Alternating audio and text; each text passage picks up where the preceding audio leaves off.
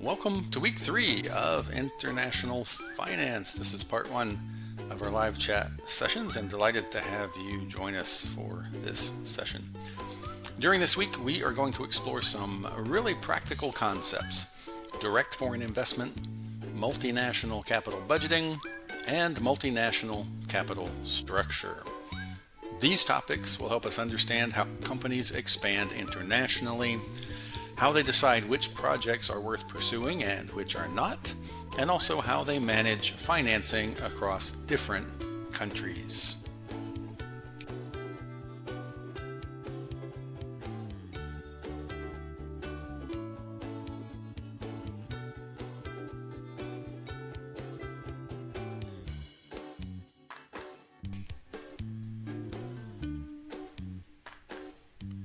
For this week's reading assignment, we will focus on 3 chapters. Chapter 13 introduces direct foreign investment, looking at why firms expand internationally and some of the barriers they may face. Chapter 14 moves into multinational capital budgeting, where we will evaluate projects from both the subsidiaries and the parent company's perspectives.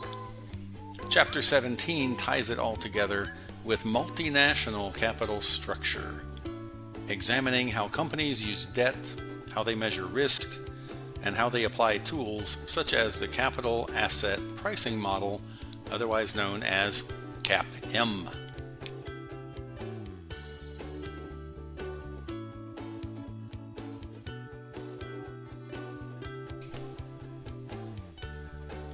In this exhibit, we see a summary of the revenue-related motives for direct foreign investment.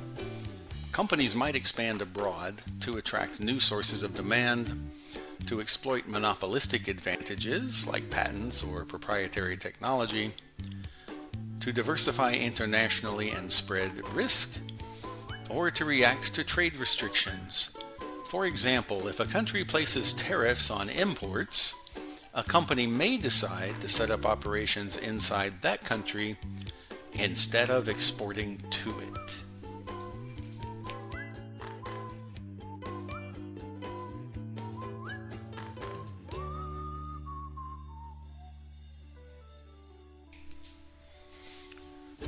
Cost-related motives can be another reason for exploring direct foreign investment. Sometimes firms want to use foreign factors of production, such as labor or natural resources, which are either cheaper or more available overseas. Others are looking to benefit from economies of scale by expanding their production. Each of these motives highlights how companies try to maximize both revenue and efficiency when moving into new markets.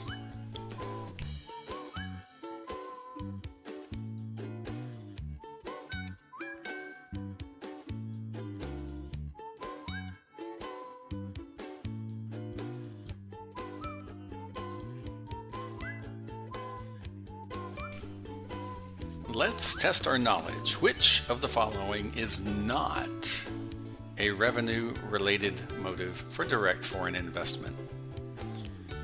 Is it A, attract new sources of demand, B, exploit monopolistic advantages, C, react to trade restrictions, D, use foreign factors of production, or E, diversify internationally? Think about it for a moment before we reveal the answer.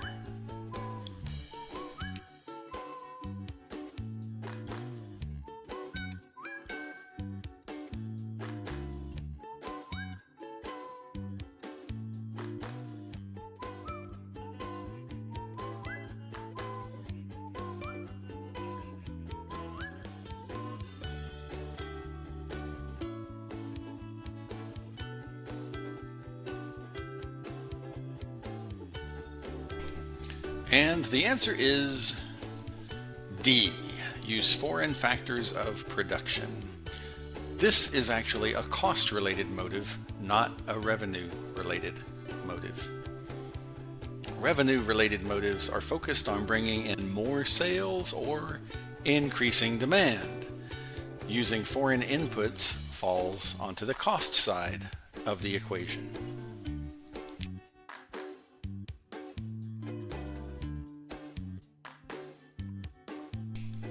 Here is another practice question. Which of the following is not a cost-related motive for direct foreign investment?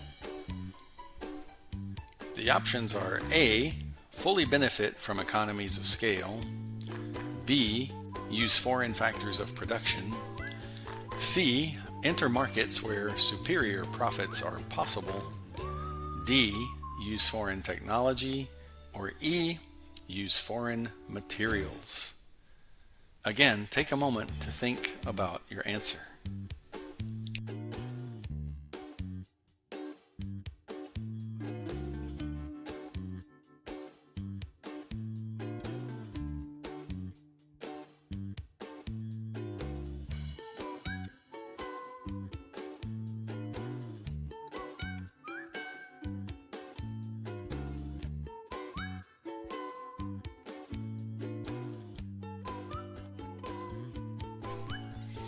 The correct answer is C.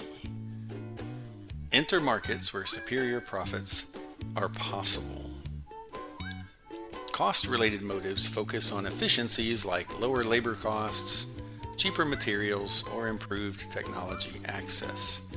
Keep in mind, revenue motives look outward towards demand, while cost motives look inward towards efficiency.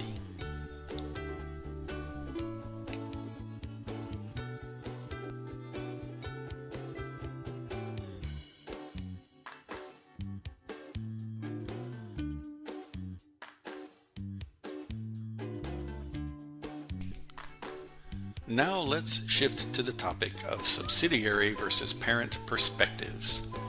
When evaluating projects internationally, it's important to remember that a project may look attractive to a foreign subsidiary, but not necessarily to the parent company. The opposite can also be true. Tax differences are one example. A subsidiary may benefit under local tax rules, but once profits are sent back to the parent, they may face higher taxation. Governments may also place restrictions on remitting earnings, requiring money to stay in the local economy. Or a parent may charge fees to a subsidiary, which makes the project look more profitable for the parent than for the subsidiary. And of course, exchange rates play a role. When earnings are converted back to the parent's home currency, gains or losses from exchange rate movements can really change the bottom line.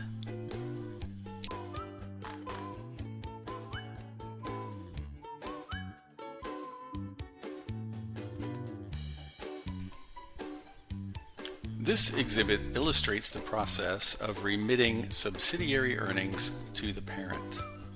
Each step, from generating revenue locally, paying local taxes, and handling any remittance restrictions, ultimately affects how much money ends up back at the parent level.